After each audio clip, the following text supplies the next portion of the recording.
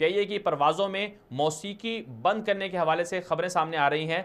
जो PIA के सरबराह हैं उन्होंने ये कहा है कि अब PIA की परवाज़ों में मौसीकी या म्यूज़िक जो है वो नहीं बजाई जाएगी, बल्कि इसकी बजाय कसीदा बुर्दा शरीफ जो है वो चलाया जाएगा।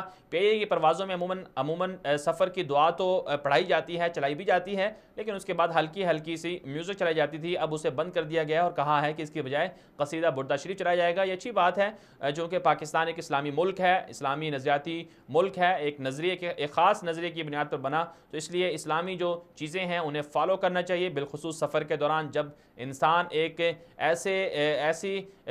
ऐसी उस सूरत हाल से दुचार होता है कि जिसमें किसी भी वक्त मौत पकड़ सकती है। आप फ़िज़ा में हैं, तैयारे में सफ़र कर रहे हैं, किसको क्या पता है कि तैयारे के साथ क्या होने वाला है, क्या नहीं होने वाला। तो उस दौरान इंसान को अल्लाह की तरफ ज़्यादा मुतवज्जे होना चाहिए। तो इस हवाले से ये फ़ैसला PIA का अच्छा है कि अब कसीदा बुर्दा शरीफ सुनाया जाएगा और PIA में मौसीकी वगैरह नहीं चलाई जाएगी।